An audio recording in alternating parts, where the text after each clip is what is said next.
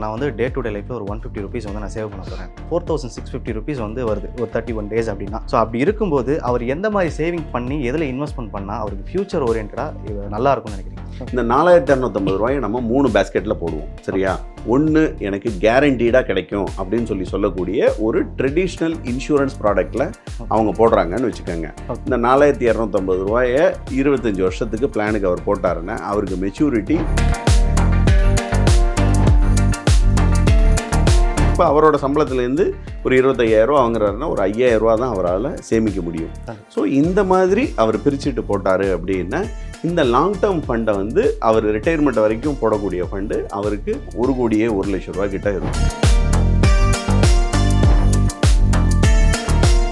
அக்ரஸிவான diversified mutual ஃபண்டில் அவர் போட்டார் அப்படின்னா அவருக்கு வந்து 1,84,00,000 ரூபா கிடைக்கும். இப்போ நிறைய பேர் சொல்கிறது வந்து பார்த்தீங்கன்னா லைஃப்பில் வந்து கடன் ஜாஸ்தி ஆகிடுச்சு, எங்களுக்கு தேவையே கிடையாது, ஆனால் நான் வாங்க வேண்டிய ஒரு சுச்சுவேஷன் வந்துருச்சு அப்படின்றாங்க. ஸோ சாதாரணமான காஃபி டீயே இவ்வளவு மடங்கு ஏறும் பொழுது நம்மளோட லிவிங் எக்ஸ்பென்சஸ் கண்ணா பின்னாடி ஏறும். அடுத்த ஒரு 20 ஆண்டுகளில் குறைஞ்சபட்சம் 1 கோடி ரூபா நம்மளோட 20 வருஷத்தில் இருந்தால்தான் மாதம் என்னுடைய டெய்லி சாப்பாட்டுக்கே நான் எடுக்க முடியும். ரிஃப்ளெக்ட் நேயர்களுக்கு வணக்கம். இன்னைக்கு நம்ம கூட mutual fund distributor mister Subramaniam sir தான் இணைஞ்சிருக்காரு. வணக்கம் சார். வணக்கம். மியூச்சுவல் ஃபண்ட் கோல்டில் இப்போ இருக்கிற மார்க்கெட் சுச்சுவேஷனில் எதில் இன்வெஸ்ட் பண்ணால் வந்து நல்ல ரிட்டர்ன்ஸ் ஃபியூச்சரில் கிடைக்கிறதுக்கு நல்ல பாசிபிலிட்டிஸ் இருக்கிற மாதிரி இருக்குது சார்? அவங்களோட ரிஸ்க் டேக்கிங் எபிலிட்டி மாறும். ஓகே, சரிங்களா? இப்போ ஒவ்வொருத்தவங்க 10 கிலோமீட்டர் ட்ராவல் பண்ணுறாங்கன்னா கடைசி வரைக்கும் அதே 40 கிலோமீட்டரில் போவாங்க. ஒவ்வொருத்தவங்க 50-60 போவாங்க. ஸோ ஒவ்வொருத்தவங்களோட ஸ்டைல் ஆஃப் ஆப்ரேஷன் வேறு வேறு, அவங்க போகக்கூடிய தூரமும் வேறு. ஒருத்தர் வந்து பாயிண்ட் ஏலேருந்து பாயிண்ட் சி வரைக்கும் போவார், ஒருத்தர் பாயிண்ட் ஏலேருந்து ஒய் வரைக்கும் போவார், ஒருத்தர் இசட் வரைக்கும் போவார். ஸோ ஒவ்வொருத்தவங்களோட தேவைகளுக்கு தகுந்த மாதிரி தான் நம்ம இன்வெஸ்ட்மெண்ட்டை அணுகணும், சரிங்களா? இப்போ உதாரணத்துக்கு ஒரு சின்ன பசங்க ஒரு காலேஜ் முடிச்சுட்டு இப்போ வேலைக்கு சேர்ந்துருக்காங்க, ஒரு 25,000-30,000 ரூபா சம்பளத்தில் வர்றாங்கன்னு வச்சுக்கோங்களேன். அவங்களோட ரிஸ்க் டேக்கிங் எபிலிட்டி ஜாஸ்தி. இப்போ நிறைய நம்ம பார்க்குறோம். கிட்டத்தட்ட கடந்த ஒரு வருஷத்தில் மட்டும் டிமேட்டு அக்கௌண்ட் ஓப்பனிங் வந்து கிட்டத்தட்ட 2 கோடி பேர் புதுசாக ஓப்பன் பண்ணதாக தரவுகளில் படித்தேன் நான். ஸோ புதிய இளைஞர்கள் நிறைய பேர் டிமேட் உள்ளுக்குள்ளே வராங்க. அதே சமயத்தில் செபி சொன்ன டேட்டா பார்த்தீங்க அப்படின்னா கிட்டத்தட்ட 90-95% ஆப்ஷன் ஃபியூச்சர் அண்ட் ஆப்ஷன்ஸ் ட்ரேடிங்கில் உள்ளே வந்தவங்க பணத்தை இழந்திருக்காங்க அப்படிங்கிறத நம்ம பார்க்குறோம். ஸோ இந்த புதியவர்கள் ரிஸ்க் எடுக்கிறேன் பெருவெளின்னு சொல்லிட்டு பணத்தை நிறைய தெரியாமல், அட்வைஸ் இல்லாமல், ஹேண்ட் ஹோல்டிங் இல்லாமல் நிறைய இழக்கிறத தான் நம்ம பார்க்குறோம். இவங்கெல்லாம் ஓவர் பீரியட் ஆஃப் டைம் வந்து மார்க்கெட்டுக்குள்ளேயே வரவே மாட்டாங்க. அதுக்கு பதிலாக ஒரு ப்ராப்பரான ஒரு அட்வைசர் மூலமாக ஹேண்ட் ஹோல்டு பண்ணி போனால்தான் இது கரெக்டாக இருக்கும். 1. 2வது, நீங்கள் கேட்ட கேள்விக்கு பதில், என்ன விதமான செக்டாரோ இல்லை என்ன விதமான இன்வெஸ்ட்மெண்ட் கரெக்டாக இருக்கும் அப்படின்னு சொன்னீங்க. அவங்களோட தேவை என்ன இருக்குன்றதை பார்க்கணும். இப்போ புதுசாக வேலைக்கு இப்போ தான் சேர்ந்துருக்காரு அப்படின்னா அவரோட ஃபண்டை 3ஆக பிரிச்சுக்கலாம். 1 அவரோட ஃபண்டு ரிட்டையர்மெண்ட்டுக்காக அவர் போட்டுட்டு வரலாம். இன்னொன்று அவரோட கல்யாணத்துக்காக ஒரு ஃபண்டை ஒன்று போட்டுட்டு வரலாம். இன்னொன்று எமர்ஜென்சி ஃபண்டாக அவர் பிரிச்சுக்கலாம். இப்போ அவரோட சம்பளத்துலேருந்து ஒரு 25,000 ரூபா வாங்குறாருன்னா ஒரு 5,000 ரூபா தான் அவரால் சேமிக்க முடியும். ஸோ இந்த மாதிரி அவர் பிரிச்சுட்டு போட்டார் அப்படின்னா இந்த லாங் டேர்ம் ஃபண்டை வந்து அவர் ரிட்டையர்மெண்ட் வரைக்கும் போடக்கூடிய ஃபண்டு அவருக்கு பெரிய ரிட்டையர்மெண்ட் கார்பஸை கொடுக்கும். இப்போ வந்து பார்த்திங்கன்னா இப்போது யங்ஸ்டர்ஸ் ஒருத்தர் ஒரு முடிவு பண்ணுறாரு, நான் வந்து டே டு டே லைஃப்பில் ஒரு 150 ருபீஸ் வந்து நான் சேவ் பண்ண போகிறேன். ஃபார் எக்ஸாம்பிள் வந்து ஒரு சாப்பாடு சாப்பிட்றாரு, ஒரு பிரியாணி சாப்பிட்ற 150 ருபீஸ் ஆகுது, அதை நான் கட் பண்ணிவிட்டு வந்து அதை நான் சேவிங்ஸில் வந்து மாற்ற போகிறேன் அப்படின்னு சொல்லிட்டு ஒரு 1 மந்த்து அதை வந்து ஃபாலோ பண்ணுறாரு. ஸோ இதை வந்து அவர் டே டு டே லைஃப்பில் வந்து டெய்லி ஃபாலோ பண்ணிட்டு ஒரு மந்த் ஆன் மந்த் வந்து ஒரு 4650 ருபீஸ் வந்து வருது ஒரு 31 டேஸ் அப்படின்னா. ஸோ அப்படி இருக்கும்போது அவர் எந்த மாதிரி சேவிங் பண்ணி எதில் இன்வெஸ்ட்மெண்ட் பண்ணால் அவருக்கு ஃபியூச்சர் ஓரியன்டாக நல்லா இருக்கும்னு நினைக்கிறீங்க? நல்ல கேள்வி. இதில் ஒரு கருத்து எனக்கு பயமாக இருந்தது. சாப்பாடை கட் பண்ணிட்டெல்லாம் ஒன்றும் சேர்க்க வேண்டாம், என்ன அவர் சாப்பிட்டுட்டே சேர்க்கலாம். 150 ரூபாங்கிறது இந்த கால இளைஞர்களுக்கு ஒன்றும் பெரிய அமௌண்ட் கிடையாது. 4,650 ரூபா நீங்கள் சொன்ன மாதிரி. இந்த 4,650 ரூபாயை நம்ம 3 பேஸ்கெட்டில் போடுவோம், சரியா? 1 எனக்கு கேரண்டீடாக கிடைக்கும் அப்படின்னு சொல்லக்கூடிய ஒரு ட்ரெடிஷ்னல் இன்சூரன்ஸ் ப்ராடக்டில் அவங்க போடுறாங்கன்னு வச்சுக்கோங்க. இந்த 4,250 ரூபாயை 25 வருஷத்துக்கு பிளானுக்கு அவர் போட்டாருன்னா அவருக்கு மெச்சூரிட்டி 31,00,000 ரூபா கிடைக்கும், சரிங்களா? இது நான் சொல்கிறது ஒரு 6% தரக்கூடிய ஒரு ட்ரெடிஷ்னல் இன்சூரன்ஸ் பிளானில். இது கொஞ்சம் ஹையர் நான் வந்து ரிஸ்க் எடுக்கிறேன் சார் அப்படின்னு சொல்லிட்டு வரக்கூடிய ஒரு நார்மலான இன்சூரன்ஸ் பிளானில் இதே 25 வருஷத்துக்கு போட்டார் அப்படின்னா அவருக்கு கிடைக்கக்கூடிய மெச்சூரிட்டி வந்து 1 கோடி ரூபா கிடைக்கும். 1 கோடியே 1 லட்சம் ரூபா கிட்ட இருக்கும். இதை கொஞ்சம் அக்ரஸிவான டைவர்சிஃபைடு மியூச்சுவல் ஃபண்டில் அவர் போட்டார் அப்படின்னா அவருக்கு வந்து ஒரு 1.25 கோடி 1 கோடியே 84 லட்சம் ரூபா கிடைக்கும். அதாவது இப்போ சேர்க்குற பணம் ஒன்று தான், நீங்கள் சொன்ன அதே 150 ரூபா தான். ஆனால் நம்ம எந்த பேஸ்கெட்டில் போடுறோமோ அதுக்கு தகுந்த ரிட்டர்ன் நம்மளுக்கு கிடைக்கும். இப்போ நீங்கள் கேட்ட கேள்வியும் இந்த கேள்வியும் இன்டகிரேட் பண்ணுறோன்னு வச்சுக்கோங்க. எந்த விதமான ஃபண்டில் போடலான்னு இப்போ இவர் இந்த 5000 ரூபாயை 3 ஃபண்டுலேயும் பிரித்து போடணும் அப்படின்னு தான் நான் சொல்லுவேன். ஒரு ஃபண்டு கேரண்டீடில் போட்டுக்கட்டும், ஒரு ஃபண்டு ஒரு மைல்டு ரிஸ்க் உள்ள ஒரு மியூச்சுவல் ஃபண்டில் போடட்டும், இன்னொன்று ஒரு அக்ரெசிவ் மியூச்சுவல் ஃபண்டில் போட்டால் இதோட காம்பினேஷன் அவருக்கு ஒரு 15% ரிட்டர்ன் தாராளமாக தரும். ஸோ ஓவரால் ரிட்டர்னு அவருக்கு ஒரு 1 கோடி ரூபா வர மாதிரி கண்டிப்பாக இருக்கும். எத்தனை வருஷம் டைம் பீரியடில் சார்? ஆக்சுவலாக ஒரு 25 வருஷம். நான் இப்போ சொன்ன கால்குலேஷன் வந்து ஒரு 25 வருஷம். ஏன் 25 வருஷம்? 25 வயசில் அவர் வேலைக்கு போகிறாரு. ஒரு 50லேருந்து 55 வயசில் அவருக்கு ஒரு 1.25 கோடிங்கிறது அவருக்கு ஒரு ரிட்டையர்மெண்ட் கார்பஸ் பெருசு. 150 ரூபா மேனிக்கு இதை மட்டும் அவர் போட்டாருனாலே அவரோட ரிட்டையர்மெண்ட் கார்பஸ் டேக்கன் கேர். இந்த ரிட்டையர்மெண்ட்டை பற்றி நான் பல வீடியோக்களில் பல சேனல்ஸில் பல தடவை நான் சொல்லியிருக்கேன். இந்த ரிட்டையர்மெண்ட்டை நம்ம அவ்வளவு சீக்கிரமாக நம்ம சாதாரணமாக எடை போட்டுறவே கூடாது.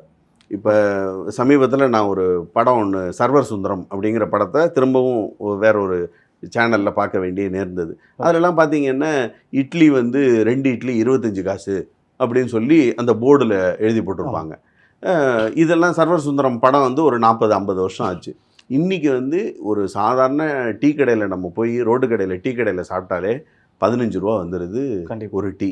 ஒரு ஹோட்டலில் போய் நம்ம சாப்பிட்டோம்னா 25லேருந்து 40 ரூபா வரைக்கும் வருது. நான் ஸ்டார் ஹோட்டல்லாம் விட்டுறேன், சரிங்களா?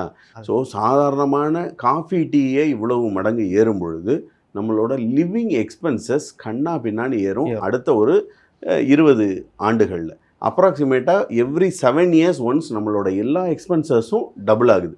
அது நீங்கள் வீட்டுக்கு கொடுக்குற வாடகையாக இருக்கட்டும், உங்கள் வீட்டுக்கான மளிகை சாமானாக இருக்கட்டும், இது எல்லாமே ஒரு 7லேருந்து 8 வருஷத்தில் டபுள் ஆகிட்டே இருக்குது. ஏன்னா இன்ஃப்ளேஷன் அந்த ரேட் ஆஃப் இன்ட்ரெஸ்ட்டில் தான் ஏறிட்டு இருக்கு. அப்படிங்கும் பொழுது ஒரு மீல் அ டே அப்படின்னு ஒரு கான்செப்ட் நாங்கள் வந்து எக்ஸ்பிளைன் பண்ணுறது ஈஸியாக இருக்கும். ஒரு சாப்பாடு இப்போ நீங்கள் சொன்னால் அதே 150 ரூபாயவே வச்சுக்குவோம். காலம்பரை டிஃபன் வந்து ஒரு 100 ரூபான்னு வச்சுக்குவோம், சரிங்களா? 2 இட்லி, ஒரு தோசை, ஒரு காஃபி ஒன்று சாப்பிட்றாங்க. மத்தியானத்துக்கு ஒரு சாப்பாடு சாப்பிட்றாங்க. சென்னை மாதிரி உள்ள ஒரு மெட்ரோ சிட்டியில் மத்தியான சாப்பாடு ஒரு 150 ரூபா ஆவரேஜாக ஆகுது. நைட்டு டிஃபனு இதே 2 இட்லி, ஒரு தோசை, ஒரு பால் இது சாப்பிட்றாங்கன்னா அது ஒரு 150 ரூபா ஆச்சு. 150 ஆவரேஜாக பார்த்தா ஒரு நாளைக்கு 450 ரூபா வரும். ஸோ ஆவரேஜாக 500 ரூபான்னு செலவு வச்சுக்கிட்டோம் அப்படின்னா ஒரு மாதத்துக்கு 15,000 ரூபா ஆகுது. ஒரு வருஷத்துக்கு 1,80,000 ரூபா, 10 வருஷத்துக்கு 18 லட்சம் ரூபா. இது ஒருத்தருக்கு நான் சொல்கிறேன். என்னோடய மனைவியும் சேர்ந்துருக்காங்க அப்படின்னா 18 36 லட்சம் ரூபா வேணும். எப்போது? அடுத்த 10 வருஷத்துக்கு நான் சொல்கிறேன். இது நம்ம பேசுகிற ரிட்டையர்மெண்ட்டு இன்னையிலேருந்து அடுத்த ஒரு 20 வருஷத்துக்கு. அப்போ இந்த 36 லட்சம் ரூபா குறைஞ்சபட்சம் டபுள் ஆச்சு அப்படின்னு 72 லட்சம் ரூபா எனக்கு பணமாக இருந்தால்தான் நான் என்ன பண்ண முடியும்? சாப்பாடை சாப்பிட முடியும். இதில் உடனே ஆர்கியூமெண்ட்ஸுக்கு நிறைய பேர் குதிப்பாங்க. நாங்கள் வந்து ஏன் ஹோட்டல்லையே போய் சாப்பிட்றோம், வீட்லேயே சாப்பிட மாட்டோமா அப்படின்லாம் குதிப்பாங்க. கரெக்டு தான். மளிகை ஜாமான் வாங்கி கேஸு ஸ்பெண்ட் பண்ணி நம்ம போக்குவரத்து செலவுகள் இந்த விஷயங்கள்லாம் இருக்குது. நான் சொல்கிறது ஒரு ஆவரேஜ் கணக்கில் நம்ம இது பார்த்தோம் அப்படின்னா குறைஞ்சபட்சம் 1 கோடி ரூபா நம்மளோட 20 வருஷத்தில் இருந்தால்தான் மாதம் என்னுடைய டெய்லி சாப்பாட்டுக்கே நான் எடுக்க முடியும். இந்த ரூபா இல்லாமல் இருந்தால் என்ன ஆகும் அப்படின்னா நம்மளுக்கு நிறைய பேர் நம்ம ரோட்டில் பார்த்துட்ருக்கோம், ஏடிஎம் வாசலில் பார்த்துட்ருக்கோம். நிறைய தாத்தா வந்து எம்ப்ளாய்டாக இருக்காங்க. நிறைய அப்பார்ட்மெண்ட்டில் தாத்தா உட்காந்து மோட்டரை போர்டு அப்படின்னு சொல்லிட்டு சின்ன பசங்கள்லாம் விரட்டக்கூடிய லெவலில் தாத்தாக்கள்லாம் உட்காந்துட்டு இருக்காங்க. ரிட்டையர்மெண்ட்டுக்கு அப்புறமும் நம்ம வேலை செய்யக்கூடிய சூழ்நிலை இருக்குது. இப்போ எல்லாரும் நல்லா சம்பாதிக்கிறாங்க. காற்றுள்ள போதே தூற்றிக்கொள்ளுங்கிற மாதிரி சம்பாதிக்கும் போதே அவங்க சேர்த்து வச்சுட்டாங்கன்னா ஃப்யூச்சரை பற்றி நம்மளுக்கு கவலை இல்லை. ஸோ இப்போ ரீசெண்ட் டைமாக வந்து பார்த்திங்கன்னா ஒரு பப்ளிக் ஒப்பீனியன் மாதிரி எடுத்திருந்தோம்.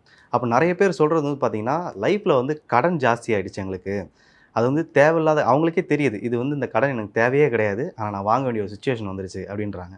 ஸோ அந்த மாரி இது தேவை இருக்கிற கடன் சொல்லிட்டு சிலது இருக்கு. அதால வந்து பெரிய இம்பாக்ட் இருக்காது. ஃபார் எக்ஸாம்பிள் எஜுகேஷன் லோன்லாம் வந்து பார்த்தீங்கன்னா, நம்ம ஃபியூச்சர்ல வந்து அத எடுத்துடலாம் அப்படின்னு சொல்லலாம். பட் தேவையில்லாத கடன்கள்னு சொல்லிட்டு நெறைய பேர் வாங்குறாங்க. அத நீங்க எதெல்லாம் தேவையில்லாத கடன் நீங்க சொல்லுவீங்க சார்? இல்ல. இது வடிவேல் பாஷையில சொல்லணும்னா, தேவை இருக்கிற ஆணி, தேவையில்லாத ஆணி அப்படிங்கிறது அவங்கவங்கள பொறுத்து தான் இருக்கு. இப்போ உங்கள பொறுத்தளவு ஒரு மிடில் கிளாஸ் ஃபேமிலிய பொறுத்தளவு நம்ம எடுத்துக்குவோமே, அவங்க எல்லாருமே யோசிக்கிறது என்னன்னா, என்னைய விட என் பசங்க நல்ல காலேஜில படிக்கணும், நல்ல எஜுகேஷன் குடுக்கணும் அப்படின்னு தான் நினைக்கிறாங்க. இந்த எஜுகேஷன் குடுக்கும் பொழுது அவங்களோட அக்செப்டன்ஸ் லெவல்னு ஒண்ணு இருக்கு. இந்த பசங்களோட இவ்வளவு டிஸ்ட்ராக்ஷன்ஸுக்கு நடுவுல அவங்க படிக்கிற அந்த அக்செப்டன்ஸ் லெவல்னு இருக்கு. இதில் எல்லாருமே எக்ஸல் பண்ணிடுறது கிடையாது. இப்போ எல்லாருமே டாக்டர் ஆகணும் அப்படின்னு சொல்லி நினச்சா ஒரு வருஷத்துக்கு எனக்கு தெரிஞ்சு ஒரு இப்போ 10,00,000 மாணவர்கள் எழுதுறாங்கன்னா 10,00,000 பேரும் டாக்டர் ஆகவே முடியாது. ஸோ அவங்கவுங்க இன்ட்ரெஸ்ட்டுக்கு தகுந்த மாதிரி உள்ளதை ஆரம்பத்திலேயே ஐடென்டிஃபை பண்ணிட்டா அதில் நம்ம செலவுகளை குறைக்கலாம். ஒன்று. ரெண்டாவது பார்த்தீங்க அப்படின்னா, இந்த எக்ஸ்ட்ரா செலவு அப்படின்னு சொன்னால் ஒரு சில பேருக்கு அதுதான் மன நிம்மதியாகவே இருக்கும். இப்போ ஹோட்டலில் போய் வாரத்தில் சாப்பிடாத அப்படின்னு நான் சொன்னேன்னா அவங்க சொல்கிறது என்னவா இருக்கும், சார் நாங்கள் இப்போ தான் சார் வாரத்தில் ஒரு தடவையாவது ஹோட்டலில் போய் சாப்பிட்ணுன்னா அதையும் சாப்பிடக்கூடாதுன்னு சொல்கிறீங்க, அதுக்கும் நீங்கள் காரை வாங்கக்கூடாதுன்னு சொல்கிறீங்க, வீடை வாங்கக்கூடாதுன்னு சொல்கிறீங்க, எல்லாமே நீங்கள் தடை போடுறீங்க அப்படிங்கிற லெவலில் நினச்சிக்கிறாங்க. நம்ம சொல்கிறது என்ன அப்படின்னா, இந்த தேவைகளை நீங்கள் ப்ரையாரிட்டைஸ் பண்ணுங்கள். ஓகே. அவசியம், அத்தியாவசியம், அனாவசியம், ஆடம்பரம் அப்படின்னு சொல்லிட்டு 4 விஷயம் இருக்குது. ஃபுட்டு, க்ளோத்திங்கு, ஷெல்டர், அதாவது வீட்டு வாடகை, இதெல்லாம் அவசியமான ஒரு விஷயம். இதில் அத்தியாவசியமான தேவைகளுக்கு நம்ம பணம் ஒதுக்குறதுல செலவழிக்கிறதுல தவறே கிடையாது. ஆனால் நான் வந்து வீட்டில் ஒரு 25 இன்ச் டிவி வச்சுருந்து பார்த்தா போதும் அப்படின்னு சொல்லி நினைக்கிறது போக இப்போ எல்லாம் 55, 60ன்னு போயிட்டாங்க. சமீபத்தில் நான் வந்து ஒரு கிளைண்ட் வீட்டுக்கு ஒரு இதுக்கு போயிருந்தேன், கன்சல்டேஷனுக்கு போயிருந்தேன். அப்போ அவங்க வீட்டில் பார்த்தீங்கன்னா ஒரு அஸ்பெஸ்டாஸ் வீடு, அவங்க வீட்டில் ஒரே ஒரு பீரோ இருக்குது. அந்த வீட்டில் வந்து 55 இன்ச்சு டிவி அவ்வளோ பெருசாக இருக்குது. அந்த அவங்க எந்திருக்கும் போது கூட கட்டிலேருந்து அந்த டிவியை தலையில் இடிக்கிற மாதிரி இருக்குது. இப்படி கையை வச்சுக்கிட்டே எந்திரிக்கிறாங்க. இந்த டிவி வந்து இவ்வளோ பெருசு தேவையான்னு கேட்டால் நான் என் பார்வையில் அது தேவையில்லை. ஆனால் அவங்க இதில் என்ன சொல்கிறாங்க, சார் இந்த இதில் எனக்கு பார்க்கணுன்னு ஆசை சார், நாங்கள் சின்ன வயசில் இருக்கும் பொழுது நீங்கள் இந்த ஜன்னலில் அடுத்தவங்க வீட்டு ஜன்னல்லாம் நான் டிவியை பார்த்துருக்கேன், அந்த மாதிரி ஜன்னலில் டிவி பார்க்கக்கூடாது அப்படின்னு சொல்லி விரட்டி விட்டவங்களாம் இருக்காங்க. அதனால என்னோட அதிகபட்ச ஆசை என்னென்னா என் வீட்லேயும் நான் பெரிய டிவி வைக்கணும் அப்படிங்கிறது என்னோடய ஆசை அப்படின்னு சொல்லிட்டு அவர் சொன்னார்.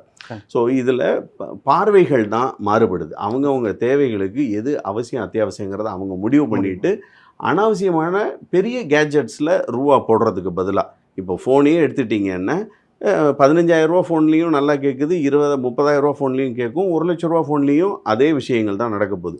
ஃபீச்சர்ஸை நம்ம முன்ன பின்ன தான் யூஸ் பண்ண போகிறோம். எப்போ பார்த்தாலும் அவங்க சொல்லக்கூடிய ஒரு ஃபோனு ரீசெண்டாக லான்ச் பண்ணாங்க.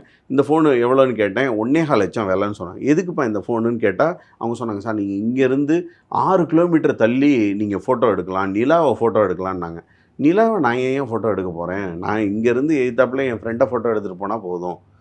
ஒவ்வொருத்தவங்களோட தேவை தான். ஸோ இதே ஃபீச்சர்ஸ் உள்ளது, பேசிக் ஃபீச்சர்ஸ் எதில் கிடைக்குதோ அதில் பண்ணலாம். நிறைய பேர் பிராண்டுக்கு செலவழிக்கிறாங்க. இந்த மாதிரி ஒவ்வொருத்தவங்களோட ஆசைகள், அபிலாஷைகள் மாறுபடும். அதனால் இதை பொறுத்தளவு அவங்களுக்கே தெரியும் சில விஷயங்கள். இப்போ யாருக்கும் சொல்லி தான் தெரிய வைக்கணுன்றது கிடையவே கிடையாது. நிறைய பேர் ஆஃபர்ஸ் வந்தால் மட்டும்தான் ப்ராடக்ட் வாங்குறவங்கலாம் நிறைய பேர் நான் பார்த்துருக்கேன். ஸோ அவங்களுக்கே தெரியுது இது வாங்கணுமா வேண்டாமா அப்படிங்கிறது அவங்களுக்கே தெரியுது. அவங்க அந்த டெசிஷனை சேர்த்துட்டு வாங்கினா நல்லதுன்னு தான் நான் சொல்கிறேன். வாங்கக்கூடாதுன்றது என்னோட எண்ணம் கிடையாது. சரிங்க சார். இப்போ வந்து நீங்கள் சொல்கிறீங்க அது அவங்கவுங்க எண்ணத்தை பொறுத்தது. அவங்களுக்கு ஒரு ஆசை இருக்கும், இப்போ தான் நான் வந்து இப்போ வாங்குறேன் அப்படின்னு சொல்லிட்டு அவங்களுக்கு ஒரு கமிட்மெண்ட்ஸ் இருக்கும். இப்போ வந்து பார்த்திங்கன்னா இப்போ ஒருத்தர் நான் ரீசெண்டாக பார்த்தப்போ அவர் சொல்கிறாரு, நான் வந்து பைக் வாங்கினேன், நான் வந்து இந்த பைக்கோட ரேட் வந்து பார்த்திங்கன்னா நியர்லி வந்து 2 lakhs பைக்கு. பார்த்தா அப்போ எனக்கு ஜாப் இருந்துச்சு, அதனால் எனக்கு அது பெரிய பேர்டனாக தெரியல. இப்போ வந்து பார்த்திங்கன்னா எனக்கு வந்து ஜாப் போயிடுச்சு. ஸோ இதனால் வந்து நான் ஸ்விக்கி ஓட்டிக்கிட்டே இந்த பைக்கோட இஎம்ஐ வந்து பே பண்ணிகிட்ருக்கேன். அப்போ அவர் சொல்கிறாரு, ஆஃபீஸ் போனோன்னு தான் வந்து பைக் வாங்கினேன், 80,000லேயும் பைக் இருக்குது, 2 லட்ச ரூபாயிலையும் பைக் இருக்குது. நான் பர்பஸ் ஒன்று தான், நான் ஆஃபீஸ் போகணும் அப்படின்ற ஒரு பர்பஸ் ஒன்று தான். எனக்கு அப்போ அது ரியலைஸ் ஆகலை, ஆனால் இப்போ எனக்கு ரியலைஸ் ஆகுது அந்த அமௌண்ட்டை வந்து அப்போ நான் தேவையில்லாமல் செலவழிச்சிட்டோன்னு இப்போ ரியலைஸ் ஆகுதுன்ட்டு அவங்க ஃபீல் பண்ணுறாங்க. ஸோ நிறைய பேர் இதை பொறுத்தளவு இப்போ ஆஃப் லேட் வந்து நிறைய பேருக்கு இன்ஸ்டன்ட் கிராட்டிஃபிகேஷன் அப்படின்னு சொல்லுவாங்க. இமீடியட்டாக எனக்கு அந்த பொருள் வேணும் அப்படிங்கிற எண்ணம் நிறைய பேருக்கு வந்துருச்சு, இன்க்ளூடிங் என்னையும் சேர்த்து. முன்னாடியெல்லாம் வந்து நம்ம ட்ரெயின்லேயோ தேட்டர்லேயோ டிக்கெட் வேணும்னு வச்சுக்கோங்களேன், நம்ம போய் என்ன பண்ணுவோம், ஒரு அரை மணி நேரத்துக்கு முன்னாடியே போய் நின்று ஒரு க்யூவில் நின்று அதுக்கப்புறமா தான் அந்த டிக்கெட்டை வாங்குற மாதிரி இருந்தது. இப்போ இன்ஸ்டன்ட் கிராட்டிஃபிகேஷனில் நான் என்ன பண்ணுறேன், டக்குன்னு மொபைல் எடுக்கிறேன், ஆப்பை பார்க்குறேன், அந்த படம் நல்லா இருக்கோ நல்லா இல்லையோ டக்குன்னு புக் மை ஷோலையோ ஏதோ ஒரு இதுலேயோ டக்குன்னு இதை போட்டுடுறேன். இப்போ ஒரு இன்ஸ்டாகிராம் வீடியோ ஒன்று பார்க்குறேன், அதில் வந்து சொல்கிறாரு சென்னைக்கு மிக அருகில் இந்த மாதிரி ஒரு தீம் பார்க் ஒன்று உள்ளது, நீங்கள் சாப்பிட்டீங்களா போனீங்களான்னு சொல்கிறாங்க. உடனே நான் என்ன பண்ணுறேன், டக்குன்னு அதை போடுறேன், அது போய் பார்த்துட்டு வந்துடுறேன். அது நல்லா இருக்கா நல்லா இல்லையா அதை பற்றியெல்லாம் ஒன்றும் பெரிய லெவலில் இல்லை. ஸோ இந்த மாதிரி இன்ஸ்டன்ட் கிராட்டிஃபிகேஷன் அதிகமாக உங்களுக்கு ஆட்டோமேட்டிக்காக செலவுகள் கூட தான் கூடுது. இப்போ நீங்கள் சொன்ன அந்த பைக்கு கதைக்கு வருவோம். இந்த பைக்கு தேவையா தேவையில்லையாங்கிறது அவர் வாங்கும்போது அவரோட கெப்பாசிட்டியை தெரிஞ்சு, அவரோட ஜாபோட அந்த கண்டினியூட்டியை தெரிஞ்சு அவர் வாங்கியிருந்தாருன்னா இப்போ அவர் கஷ்டப்படுறதுக்கு தேவையில்லை. இதை தான் நான் முதல்ல சொன்னேன் நான். இப்போ இந்த 2 லட்ச ரூபா பைக்கை இப்போ அவர் விற்றாருன்னா 40,000 45,000 ரூபாய்க்கு மேலே கேட்க மாட்டாங்க. ஆமாம் சார். துரதிர்ஷ்டவசமாக அதுதான் ஒரு மிகப்பெரிய ஒரு விஷயம். ஆசைக்கு நம்ம வாங்கிடலாம், ஆனால் அதை கட்டி தீனி போடுறது ரொம்ப கஷ்டமான ஒரு விஷயம். சார், நாங்கள் இவ்வளோ நேரம் கேட்ட கேள்விக்கு வந்து ரொம்ப தெளிவான விளக்கம் கொடுத்தீங்க. உங்கள் நேரத்துக்கு ரொம்ப நன்றி சார். நன்றி.